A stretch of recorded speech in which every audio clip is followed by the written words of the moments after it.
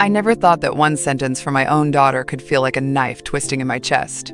"You'll be out of here by morning, Mother. The house is sold." The words hung in the air, poisonous and thick, heavier than the heavy drapes that blocked the late afternoon sun.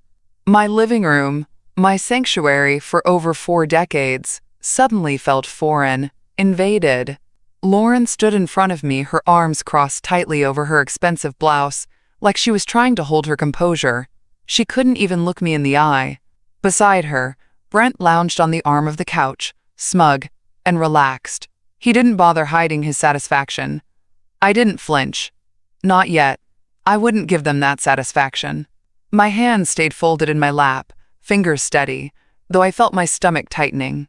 "So," I said, my voice cold and deliberate, "you found a buyer for my house."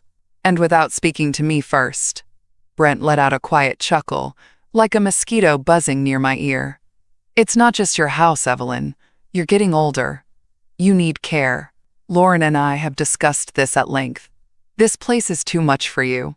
Lauren's voice cracked as she added, "We've already secured a wonderful room at St. Joseph's Assisted Living. You'll be very comfortable there. They even have a garden." A garden. The word made my throat burn. This house, this land, my roses, my lilies, every stone in the walkway, my late husband's hands had placed them. And they thought they could bury 43 years of my life under fake concern and legal paperwork. I let the silence stretch until even Brent shifted uneasily. Then I spoke, slow and sharp. "No addict," I said, my eyes drilling into Brent, "is ever going to touch my assets." His smirk twitched. His little poker habit wasn't so little. I knew that. They thought I didn't. Lauren exhaled sharply, her voice rising. "This isn't about Brent's past mistakes. This is about what's best for you." "Best for me?" I wanted to scream. "Best for me?" Instead, I straightened my back. "I see. You two believe you've won something today. You believe you're protecting me." My voice softened, laced with venom. "But you're protecting yourselves. From your own debts, from your own failures." Brent's mask of calm cracked. "Watch your tone, Evelyn." "Or what?" I whispered. "You'll gamble away someone else's house?" Lauren gasped, but Brent's face turned red. He stood, towering over me. "You're being paranoid. And ungrateful. We've sacrificed plenty for you." Ungrateful. That word rolled around my head like a bitter pill I refused to swallow. "You sacrificed nothing," I said calmly. "You calculated. And you assumed I was weak." I stood slowly, my knees stiff but strong beneath me. I looked him squarely in the eye. "You forget who you're dealing with, Brent." He blinked, thrown off by my quiet resolve. I saw Lauren clutch his arm, as if trying to pull him back into their rehearsed script. But I had already shattered it. "I built this life long before you showed up. And I won't let you dismantle it because you're running out of credit lines." The clock ticked loudly behind us. For a moment, none of us moved.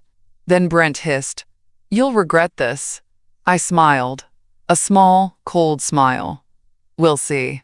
Just a few days ago, I was here, in this same house, sipping my tea in the garden like I always did. The sun had just broken through the early fog, casting a soft golden light over my roses.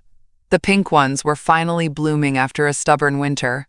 My husband used to say those roses were the most patient thing on this property. 43 years tending to this soil together. Now it was only me, and still I found peace here. I remember humming to myself as I trimmed the hedges, feeling that quiet satisfaction only routine can bring. The weight of the shears in my hand, the gentle rustle of leaves. It was my own little world, untouched. If I had known what Lauren and Brent were planning that very same week, I might have clipped those hedges a little harder, maybe crushed a few thorns between my fingers. But that morning, I was naive enough to believe things were steady. I paused to take a sip of tea, feeling the warmth in my chest as I admired the house. My house. White brick with deep green shutters, every inch of it built on sacrifices. My late husband, Richard, had poured his soul into this place. Every paycheck, every overtime shift, every weekend project. We had raised Lauren here. She was just a baby when we laid the foundation. I used to think she cherished this place as much as I did. Back when she used to run barefoot through the garden, squealing with delight as Richard chased her around the willow tree. Back when she would sit with me on the porch, drawing pictures of our home with crayons. But people change. Or maybe they simply grow into who they were always meant to be. Lately, she visited less. Always too busy. Always some excuse. When she did come, she was polite, but distant. Her eyes lingered on the property more than on me, like she was assessing something, appraising it, measuring its worth in dollars, not memories. I should have seen it sooner. The wind picked up that morning, rustling the wind chimes Richard had hung for our anniversary one year. They sounded softer now, older. Like me, I suppose. I went back to tending my roses, carefully cutting back the old growth, humming an old tune. I never needed much to be happy. Just this home, this garden, and the quiet. But as I wiped the dirt from my gloves, I noticed the mailman approaching. I waved. He handed me a few envelopes, bills, some charity appeals, and one letter that made my stomach tighten just a bit. A glossy brochure from St. Joseph's Assisted Living. I hadn't requested any information from them. I stared at it for a moment, my hand trembling ever so slightly. My first instinct was to shrug it off, probably just random marketing. That's what I told myself. But somewhere deep in my chest, a tiny ember of suspicion started to glow. I carried the mail inside, placing it neatly on the kitchen counter. The house smelled faintly of lemon polish and lavender. My scents, my routine. And yet, standing there in my kitchen, staring at that brochure, a chill ran through me. 2 days after that unsettling morning, Brent came by. Alone. That in itself was unusual. Normally, Lauren led the conversations. She was always the voice. He hovered like a shadow behind her, playing the dutiful husband. But not today. I was in the kitchen wiping down the counters when I heard his car pull into the driveway. That rumbling old truck of his. I peeked through the curtain. He was sitting in the driver's seat for a moment, adjusting something, almost as if rehearsing.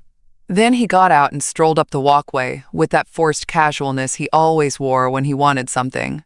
I opened the door before he could knock. "Brent," I said flatly. "Didn't expect you."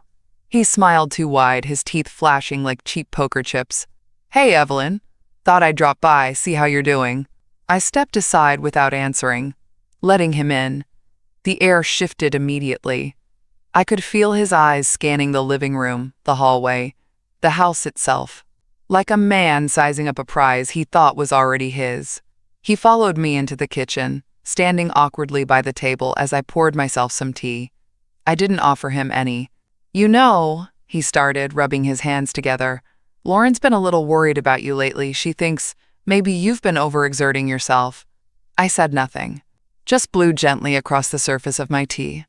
"I mean, it's a big house for one person," he continued. "All that upkeep, the yard work, the repairs. It's a lot. You shouldn't have to deal with all that stress at your age." There it was, the rehearsed line, the opening gambit. I tilted my head, watching him. "Stress, Brent?" My voice was calm, but I let the chill seep through. "You think tending my roses is stressful? Cooking my own meals? Living in the home I built with my husband?" He chuckled lightly, trying to keep the mood light. "It's not just about that, Evelyn. You know what I mean. Accidents happen. What if you slip?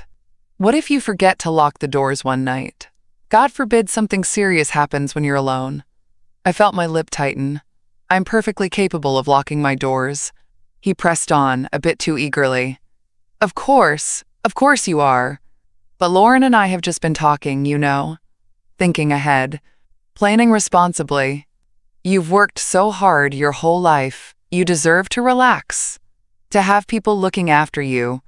You shouldn't be burdened with bills, with maintenance. Let someone else carry that load." I smiled faintly, letting him sit in his own false kindness for a moment. "And who exactly would carry that load, Brent?" He hesitated. "Well, we would, of course. You know Lauren and I love you. We'd make sure everything's handled. Financially, legally. You wouldn't have to worry about a thing. We'd handle your accounts, pay the bills, keep everything in order." My stomach turned. There it was, laid out plainly beneath the syrupy words. The quiet theft dressed up as concern. I kept my voice steady. And how would you manage that? Are you suggesting I hand over control of my estate? He gave a soft laugh, waving his hand dismissively. Not control, just some guidance. Power of attorney, maybe. It's really common. Just a safeguard, purely administrative. I set my teacup down, the ceramic clinking against the saucer. I'll think about it, I said quietly. He smiled, thinking he'd made progress. But in that moment, something inside me solidified. I wouldn't be thinking about it. I would be watching now. Very carefully. By the end of the week, my gut wouldn't let me rest. Brent's visit hadn't been a friendly drop-in. It was a scouting mission, and that brochure from St. Joseph's hadn't arrived by accident. They were moving. Quietly, but fast. I decided to pay a visit to the bank. Not for any particular transaction, at least not officially. I wanted to look them in the eye. I wanted to see if my accounts had been tampered with. I wanted to feel the room. The bank manager, Mr. Collier, had known Richard and me for decades. We weren't close friends, but there was a respect there. He smiled when he saw me approach the counter. "Mrs. Whitaker," he greeted warmly. "How can I help you today?" I kept my tone light, pleasant. Just thought I'd come in and review my accounts. Nothing urgent. Of course. He motioned for me to follow him to his office. I could see him glance at the screen as he pulled up my records.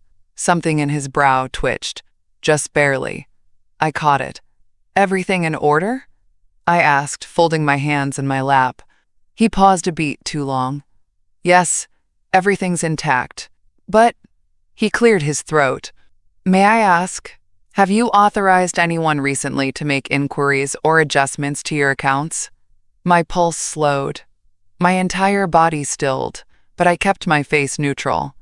"No, I haven't authorized anyone." He nodded slowly, tapping a key. "Well, we received a request earlier this week. A man came in, said he was acting on your behalf with power of attorney documents. He tried to access your financial statements." The room felt colder. "A man?" I asked, though I already knew. "Brent Connolly. Your son-in-law, I believe?" I exhaled through my nose, keeping my hands folded tight. "Yes, that's him." Mr. Collier's voice dropped slightly, professional but concerned. I found it odd that we hadn't received prior notification. And frankly, the document he provided appeared questionable. He reached into a folder on his desk and pulled out a copy of the form. Forged signatures are not always easy to detect, but we have protocols. I leaned forward and examined the paper. My signature sat there at the bottom, shaky, exaggerated, almost cartoonish. Anyone who knew my handwriting would laugh, but of course, Brent counted on no one looking closely. "I'm very grateful you followed protocol, Mr. Collier." My voice was steady, but inside, I felt the slow rise of something hot and dangerous. "I notified our legal department immediately," he continued. "For now, access remains fully restricted to you alone. But I thought you should know." I smiled, not out of warmth, but out of clarity. "Thank you. You did the right thing." He hesitated. "Do you want us to alert the authorities?" I shook my head. "Not yet." I stood up, smoothing my coat. "But please note every attempted access, every inquiry, and notify me directly if anyone tries again." He nodded. "Absolutely." As I left the bank and stepped into the crisp afternoon air, my mind sharpened. They weren't waiting. They weren't planning. They were already acting. Brent didn't just want control. He thought he had it. And Lauren, whether she was leading or simply enabling him, had signed herself into this scheme completely. I walked down the sidewalk with my head high, the wind tugging at my scarf. They had made one critical mistake. They believed I would stay quiet. That evening, I needed a familiar face, someone who still saw me, not as an asset, not as an inconvenience, but as me. I called Martha. She answered on the first ring, like she always did. "Evelyn, everything all right?"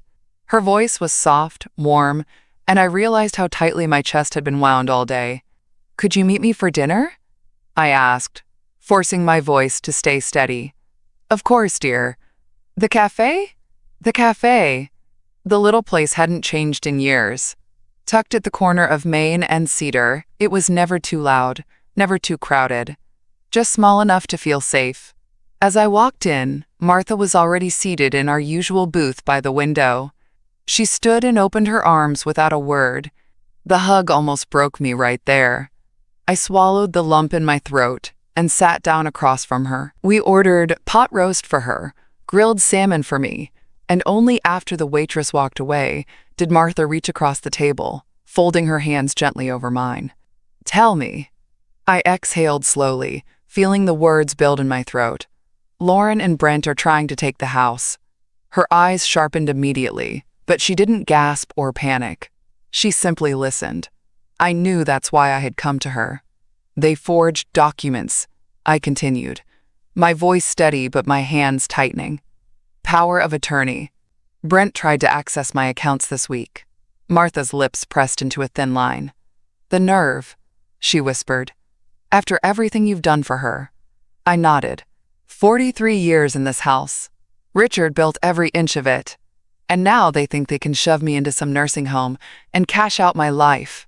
Her grip on my hands tightened. "Evelyn, you need a lawyer. Right now." "I've already thought of that," I said.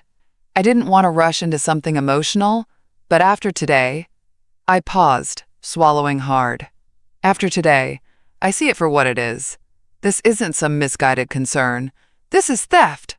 Martha sat back, nodding slowly. "You need someone ruthless. Protective." She glanced around, lowering her voice. "You called Daniel Grayson." "Daniel Grayson?" I repeated. The name sounded familiar. "Estate attorney. Remember my sister's mess a few years back? Her kids tried to pull something similar after her surgery. Daniel handled it, locked everything down airtight." I nodded, tucking the name away like a weapon. Martha leaned in again. "You don't wait, Evelyn. You move first, quietly. Secure what's yours before they file anything in court." I looked into her kind, steady eyes. She wasn't just giving advice. She was handing me my first real foothold in this battle. "They think I'm too old to see what's happening," I whispered, more to myself than to her. "They think they're smarter." "They think wrong," Martha said firmly. "You've never been weak, Evelyn. Quiet, yes. Patient, yes. But weak? Never." For the first time all day, I felt something flicker inside me. Not anger, not fear, focus. The next morning, I called Daniel Grayson. His assistant scheduled me for a meeting that very afternoon. She didn't ask many questions, only verified my identity, as though this sort of situation wasn't exactly rare for their office. That was oddly comforting. The firm sat on the 4th floor of a glass office building downtown. Clean, quiet, serious. The kind of place that didn't waste time with coffee bar pleasantries. Daniel Grayson was younger than I expected. Mid-40s, sharp suit, sharp eyes. But his handshake was firm, and when he gestured for me to sit, I sensed no condescension, only attentiveness. "Mrs. Whitaker," he began, folding his hands on the desk. "Martha gave me a brief heads up before your appointment. I understand there's concern about your daughter and son-in-law attempting to take control of your estate." I nodded. "They've already tried. My son-in-law presented forged power of attorney documents at my bank. The bank refused him, thankfully. But this wasn't a mistake, Mr. Grayson. It was intentional. They're moving fast." He nodded, taking notes. "Do you currently have any active legal designations? Any legitimate power of attorney? Medical directives, living trusts, co-signers?" "No. My late husband and I kept everything in joint ownership until he passed. Since then, everything's solely in my name. I haven't signed anything else, especially not for Lauren or Brent." Grayson paused for a moment, tapping his pen against the notepad. "Good. That makes this easier to untangle." His calmness was a steadying force. He continued, "You've been extremely fortunate your bank flagged the forgery. That may be crucial, Forging power of attorney is a serious felony if we need to escalate, but ideally, we'll neutralize them before they dare file anything legally. Neutralize, I repeated softly. I liked his choice of words. He leaned forward. What I recommend is we begin an immediate revocation of any unauthorized claims and lock down your estate entirely. That includes securing the deed, your financial accounts, retirement holdings, insurance beneficiaries, everything. We'll file a formal affidavit affirming your mental competency, which makes any claim of you being, quote, unable to manage your affairs nearly impossible to argue in court. He paused, watching my face carefully. I know this sounds aggressive, but you're not overreacting, Mrs. Whitaker. What they've done, and are trying to do, is financial abuse. It's criminal. The only mistake would be waiting. I exhaled, feeling my fingers slowly uncurl from their white-knuckled grip. Do it, I said. Whatever needs to be done, do it. Quietly, but completely. Grayson smiled faintly. I was hoping you'd say that. He slid a stack of documents toward me. We'll start with these authorizations. I'll file the affidavit by tomorrow. Once these protections are in place, even if they try anything, the courts will see them coming a mile away. As I signed each form, line by line, something inside me shifted. This wasn't defense. This was offense. When I left the office, stepping back into the sharp spring air, I felt the weight in my chest finally begin to ease. Lauren and Brent had started a game they thought they could control. Now they were playing my game. I didn't sleep much that night. Not because I was anxious. Not anymore. It was something else. A kind of readiness I hadn't felt in years. By morning, I was already planning the next layer of protection. I wasn't waiting for their next move. I called a locksmith first. By noon, every exterior lock in the house was changed. Front door, back door, garage, all with new, reinforced deadbolts. The locksmith, a polite young man with quick hands, smiled politely as he worked. Family trouble? He asked casually.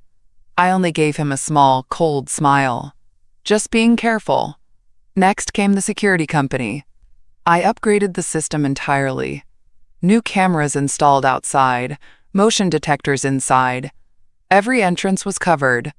I even added a small camera tucked discreetly into the corner of the living room, pointing directly at the main sitting area. By late afternoon, I stood in the entryway, looking at the tiny green lights blinking silently on the new control panel. The house had never felt more solid beneath my feet. This was my fortress. But I wasn't done. That evening, I met with Stephen Patel, the financial advisor my husband and I had trusted years ago when we first built our retirement accounts. We hadn't spoken much since Richard passed, but Stephen welcomed me with the same warm professionalism he always had. I need every account reviewed, I told him, line by line. I want to be certain nothing's been touched, not even by accident. He raised an eyebrow but said nothing, pulling up the files. As we went through each document, each balance, I could feel my pulse slow. Everything still sat exactly where it belonged. Brent hadn't gotten that far, yet. Stephen glanced at me when we finished. You're locking everything down, Evelyn. May I ask, how bad is this? I met his eyes. They've already tried forging my signature. They're not after my well-being, Stephen. They want my assets. He exhaled sharply and nodded. Then I'll assign an internal monitor on every account. No one makes a single transaction or inquiry without my personal notification. We'll freeze any unusual activity instantly. I nodded. Thank you. As I gathered my paperwork and stood to leave, Stephen hesitated.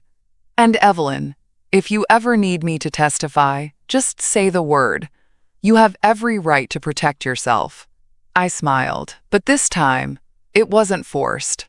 That day may come sooner than we think. By the time I returned home, the sun was already dipping below the trees. The house glowed warmly in the fading light, but I saw it differently now. Not just as my home, but as a battlefield prepared. They wanted to come for what I built. They saw my age, my quiet routine, my solitude, and assumed it meant weakness. It didn't take long. 3 days later, Brent showed up again, this time without pretending. No friendly small talk, no fake concern, just pure confrontation. I was in the living room rearranging some photo frames when I heard the doorbell. I didn't answer immediately. I let him wait. I wanted him to feel that small sting of not being welcomed. When I finally opened the door, he didn't even bother with pleasantries. "We need to talk. Now." I stepped aside without a word, letting him in. He walked straight into the center of the room like he owned it, like he was inspecting something he was about to take. I closed the door behind him and calmly sat down, folding my hands in my lap. "Go ahead." He didn't sit. He loomed. "I'm going to be very clear with you, Evelyn. You're making this far more difficult than it needs to be." I looked up at him, my voice cool. "Am I?" "Yes," he snapped. "This house, this whole situation, is spiraling because you refuse to acknowledge what's happening. You're not well."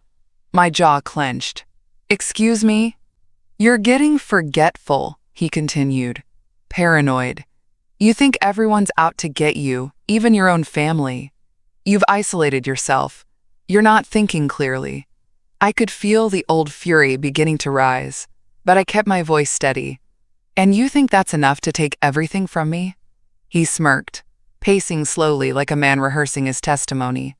"You're unfit to manage these assets, Evelyn. A court-appointed conservatorship would see that. They'd declare you incompetent, assign someone responsible to handle your affairs, someone like Lauren and me. It's for your own protection, really." I let that hang in the air. I wanted to see just how far he was willing to go. "You've already forged documents once, Brent," I said softly. "Do you really think you'll get away with trying again? With dragging me into court?" His face twitched, but he covered it quickly. "You can claim whatever you want, but once this goes legal, your medical history, your financial decisions, every small mistake you've made will be picked apart. The court won't care how many roses you've planted. They'll care that you're vulnerable." I stood up slowly. The camera hidden in the corner blinked silently, recording every word. "You've miscalculated, Brent." My voice was barely above a whisper. "You believe you're talking to a frail old woman. But I assure you I am fully aware, fully prepared, and fully protected." He stepped closer, trying to tower over me, his voice lowering. "We can still settle this privately. Sign over the estate. Move into St. Joseph's. We'll handle everything. You'll live comfortably, I promise." I held his gaze, unflinching. "No addict will ever touch my assets. Not now. Not ever." For the first time, I saw a flash of panic behind his arrogant facade. It was quick, but it was there. "You're making a huge mistake, Evelyn," he hissed. "No," I whispered. "You already did." I walked to the door and opened it wide. "We're done here. You may leave." He hesitated for a moment, eyes scanning the room like a man realizing the game had shifted. Then he stormed out, slamming the door behind him. The silence that followed was sharp, but I didn't feel shaken. I felt ready. The moment Brent's car disappeared down the street, I walked calmly to the far corner of the living room. The tiny green light on the hidden security camera was still blinking. Every word, every threat, every arrogant smirk recorded. I knelt down, carefully detached the micro SD card, and placed it into the small black case I'd bought just days earlier. My hands didn't shake. Not this time. For years, I tolerated. I endured. I smoothed things over to keep peace in the family. But there was no smoothing this over anymore. I called Daniel immediately. "Mr. Grayson," I said as soon as he answered. He came. His voice was calm but alert. "Did anything happen?" "He tried to intimidate me," I said. "Threatened court action. Claimed I'm mentally incompetent. Said conservatorship would be assigned." Daniel exhaled slowly. "Did he put that in writing?" "Better," I said, walking toward my desk. "I have it on video." There was a pause. "Video?" I smiled to myself. The entire conversation, audio and visual, clear as day. No coercion, no editing, just him talking. I heard the slight shift in Daniel's tone. Respect. That's excellent, Evelyn. That's very, very good. I placed the case into my small safe behind the bookshelf. You'll have a copy by tomorrow. Once we log that footage, their position becomes indefensible. If they attempt to file for conservatorship, we'll bury them before it sees a judge, Daniel assured me. And if they persist, we can move to press criminal charges for forgery and harassment. I sat down slowly, feeling the weight in my chest loosen even more. Good. Evelyn. Daniel paused. You're playing this brilliantly. Quiet. Methodical. That's exactly how we keep control. Quiet doesn't mean weak, I said softly. That's exactly right. We ended the call. I sat there for a while longer, staring at the photos lined up on the bookshelf. Richard's smile. Lauren as a child on his shoulders. All those summers, birthdays, quiet evenings on this very porch. I had raised Lauren in this house. I had given her everything a mother could. But somewhere along the way, she stopped seeing me as a person. I had become a prize to win, a burden to move, an obstacle to remove. And yet, as painful as that was, tonight I wasn't grieving. I was preparing. The storm was coming. But for once, I was the one holding the umbrella. The following week, the air shifted again. Not with confrontation this time, but with calculation. I heard the car doors before I saw them. Lauren's voice carried across the front lawn, chipper and high-pitched, like a rehearsed performance. And here we are. You're going to love this place. I peeked through the kitchen window.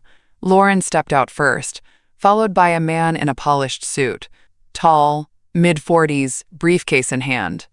The real estate agent.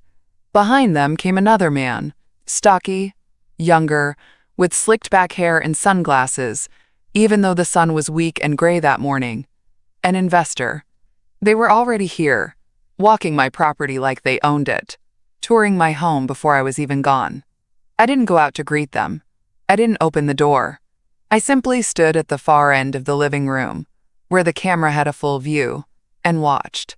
After a few minutes of knocking and calling my name through the door, they gave up and let themselves in with Lauren's key, the spare I had given her years ago when she used to visit to check on me. I let them think they still held that access. I had already changed the locks on the main entry points. What they didn't realize was that the door they entered today only led into the sunroom. The rest of the house remained fully locked down. I listened from the hallway as they moved about, pretending to tour what they thought was already theirs. This space has so much potential, the investor said, his voice echoing slightly. If we gut it properly, you could easily flip this for double the current valuation. Lauren's voice followed, dripping with false enthusiasm. Exactly. My mother won't need all this space in assisted living, and she can finally have full-time care without worrying about any of this. I felt my teeth grind as I heard her toss my life into polite business terms, as if I were an outdated sofa being replaced. The agent chimed in next, his voice smooth. The location is prime. The property line extends all the way to the back fence, correct? That's right, Lauren answered confidently. My husband and I will be managing everything. My mother's been struggling to keep up. I closed my eyes for a brief moment, steadying my breath. Struggling. That's the word she used. Not once had she lifted a finger to help maintain this home after Richard died. Not once had she offered assistance unless it benefited her directly. And now I was being packaged as a liability in her sales pitch. They stayed for about 20 minutes, walking the perimeter, taking photos. I could hear Lauren's staged laughter, her over-eager explanations. She was working hard to charm them, fully convinced her plan was already complete. When they finally left, I remained inside, still and calm. Let them dream. Let them imagine. Let them walk through this house and taste the fantasy of control. Because when the truth comes, it will hit them harder than any locked door ever could. The pieces were moving exactly where I wanted them. That night, when the house was silent again, I sat in my study, not to strategize, not to scheme, but to feel. I pulled the old photo albums down from the shelf, the ones I hadn't touched in years. The leather binding was worn, the corners frayed from decades of fingers flipping through memories. The first page always made my breath catch. Richard, standing in front of the house the day we first bought the land. His arm around my waist, his smile full of hope. We were so young, so sure of everything.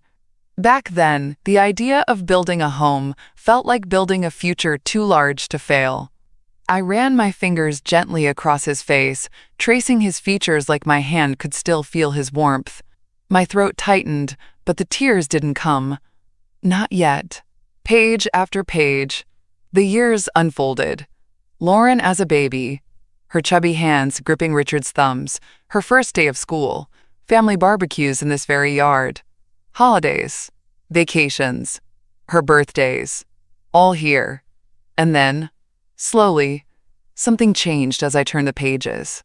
I could see it, even if I hadn't fully admitted it before now. The smiles faded, the distance grew, the warmth cooled.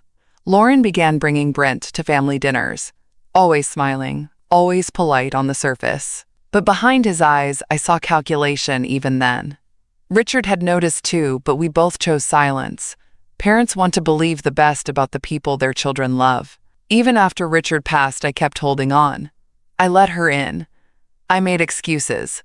I pretended she was still my little girl who used to chase butterflies in the backyard. But she wasn't that girl anymore. She hadn't been for years. And I had been blind. The photos didn't lie. I closed the album and sat back in my chair, staring out the window. The moonlight cut through the branches, casting long, thin shadows across the yard. My roses swayed gently in the breeze. The next morning, I woke up with a kind of clarity that surprised even me.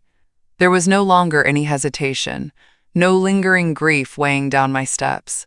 It was time to move. Quietly, decisively. I called Stephen again, my financial advisor, and scheduled a private meeting off the record. He didn't ask why, but his voice carried that same tone as before, respect mixed with cautious admiration. When I arrived, he closed his office door firmly behind me. "You're ready to make changes," he said, not as a question.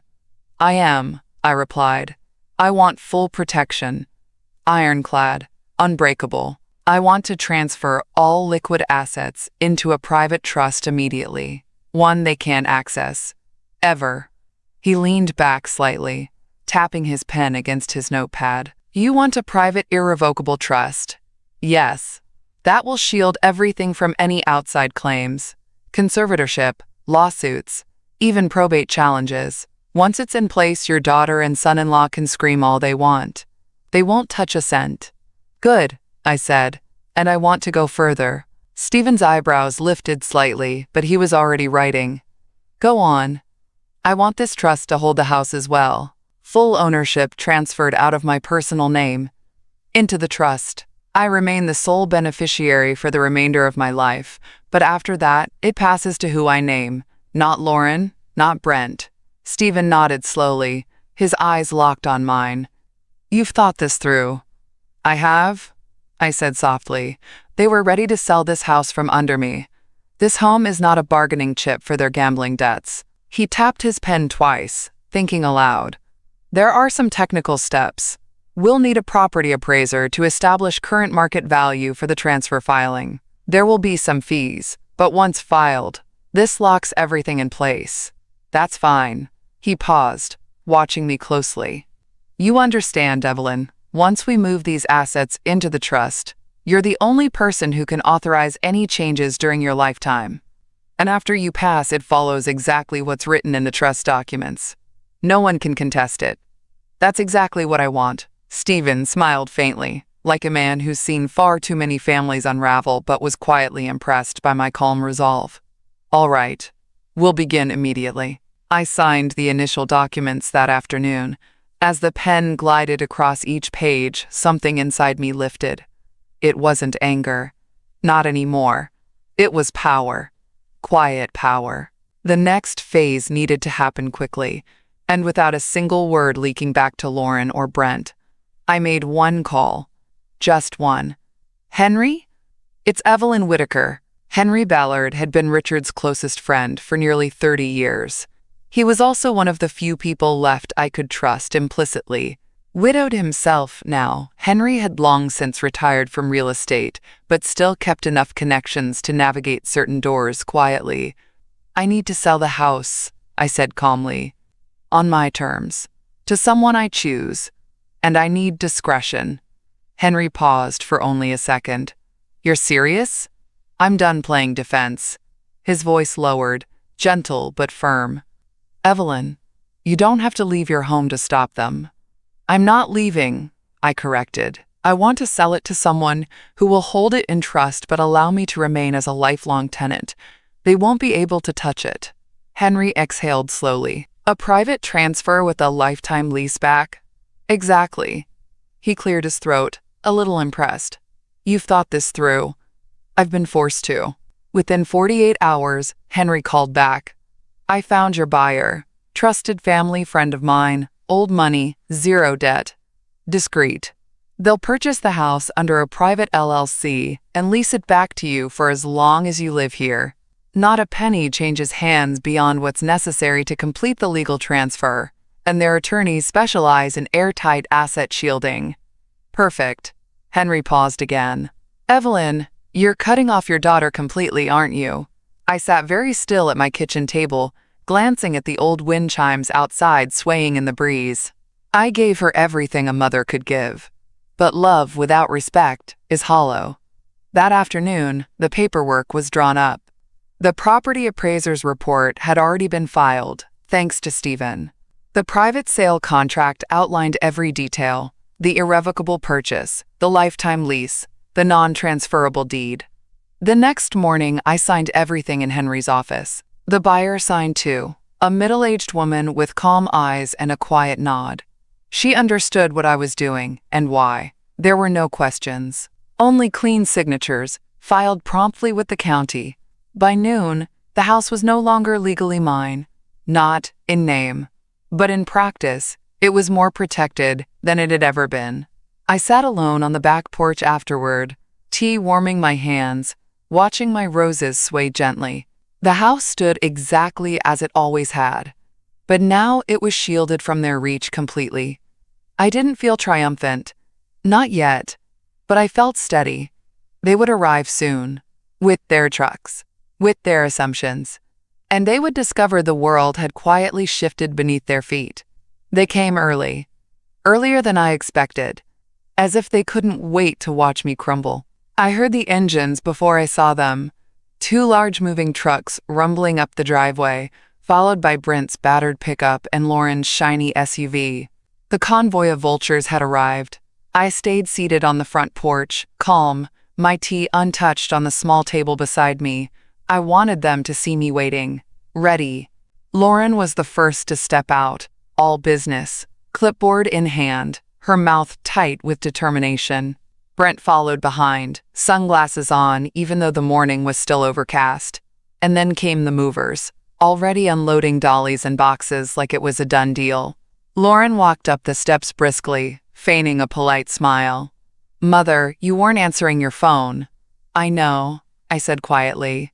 Brent stayed back, arms folded across his chest, surveying the house like a prize being secured. "We've arranged everything," Lauren continued, her voice rehearsed and cold. "The moving company will pack everything today. You'll be moved to St. Joseph's by this evening. The staff is ready for you." She spoke as if I were some fragile old thing, incapable of understanding my own life. I took my time sipping from the tea, letting the silence grow uncomfortable. Then I stood, slow and steady, and faced them fully. "No one is moving me," I said, my voice calm but sharp.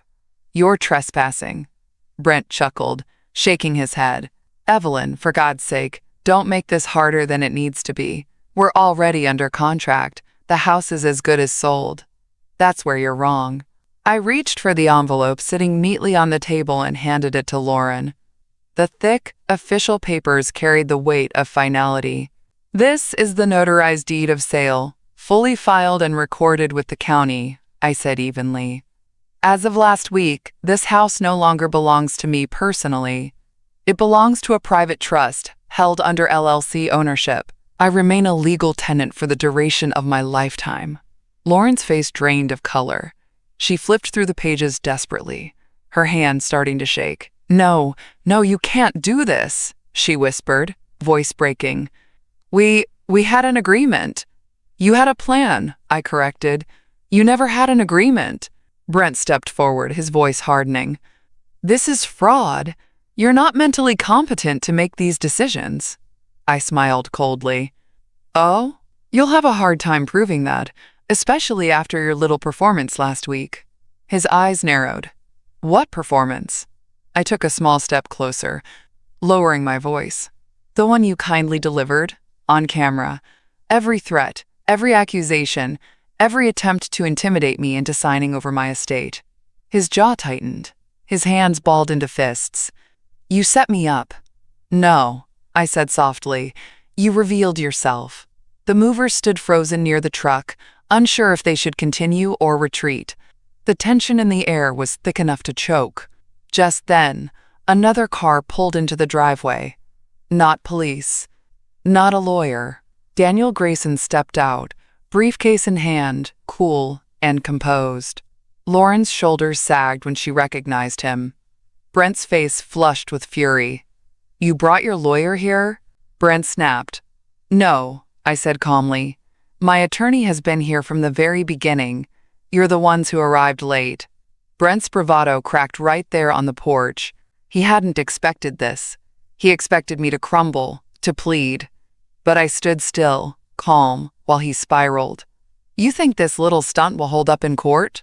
Brent spat. You think some trust paperwork and a little video clip is enough? Daniel, standing just behind me, opened his briefcase without a word. He retrieved a thin folder, flipped it open, and spoke with the same calm, deliberate tone he always carried.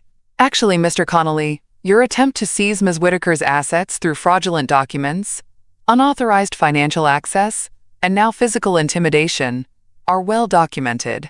In addition to the security footage, we have copies of your forged power of attorney submission at the bank. The legal case is already built. You are in violation of multiple state and federal statutes. Brent's face flushed deep red. You've got nothing, Daniel continued, unfazed. You've been recorded threatening conservatorship under false claims, attempting coercion, and now trespassing on private property. This property, I remind you, is no longer owned by Ms. Whitaker, but by a trust whose ownership structure fully excludes you and your wife. Lauren looked like she was shrinking with every word. Her clipboard trembled in her hands. Brent took one step forward, voice rising. This is my family's house. That's where you're wrong, I said softly. This is my home. You were never entitled to any of it. The moment hung heavy in the air, a silence thick with fury and panic. Then, from the edge of the driveway, came the final sound that shifted everything. The distant wail of a siren approaching. Brent's head snapped around, eyes wide. The sheriff's car pulled in smoothly behind the moving trucks. Two deputies stepped out, hands resting near their belts. Calm, professional, but unmistakably authoritative. Afternoon, Ms. Whitaker. One of them greeted me kindly, nodding at Daniel too. We received your attorney's trespassing complaint earlier this week. Based on the evidence provided and the outstanding investigation related to the forged legal documents, we're here to take Mr. Connolly into custody for questioning. Brent spun toward me, pure rage behind his eyes now. You called the cops? No, I said quietly. My lawyer called them, days ago. You were always coming here today, weren't you? You couldn't help yourself. The deputies approached calmly, speaking with measured tone. Sir, please turn around and place your hands behind your back. Lauren broke completely, her voice cracking. Brent, do what they say! Brent's face twisted in fury, but he wasn't stupid enough to resist. Slowly he turned, allowing the deputies to cuff his wrists. As they read him his rights, I stood still, my spine tall, watching the man who thought he could strip me of everything walk toward the patrol car in handcuffs. Lauren sobbed, clutching her clipboard as if it might anchor her. She looked at me with wide, broken eyes, but I offered nothing. No sympathy. No softness. She had chosen her side. The deputies pulled away, leaving the driveway suddenly silent again. The movers, wide-eyed, quietly began closing the truck doors without a word. Daniel turned to me, his voice soft. "It's done, Evelyn." I took a long breath, steady and slow. "No," I whispered. "It's beginning." The house was so quiet after they left, it almost felt like a dream. Lauren stood in the middle of the driveway, hugging herself, eyes darting from the empty trucks to my porch, as if trying to make sense of a world that had spun completely out of her control. She looked so much smaller now. The tight professional veneer had cracked, leaving nothing but raw, desperate emotion behind. "You didn't have to do this," she finally whispered, her voice hoarse. "We could have worked something out." I walked down the steps, steady, meeting her eyes head-on. "You never wanted to work something out, Lauren. You wanted control." She wiped her face with the back of her hand. Brent, he got in over his head. With the cards, the loans. I thought." She shook her head as if she couldn't even finish her sentence. "We were trying to fix it before it got worse." "You were trying to fix your problems by dismantling my life," I said softly. "You didn't see me as your mother. You saw me as a resource." Her lip trembled. "You don't understand the pressure we've been under." "No, Lauren," I said, my voice still calm but steel underneath. "You don't understand the pressure I've been under. Watching my own daughter plan my removal, like I was some tired old piece of furniture you were done with." She crumpled, shoulders shaking. "I never wanted to hurt you. But you did." I cut her off, my tone firm but not cruel. "And you did it with full intention." For a moment, we both stood there in silence.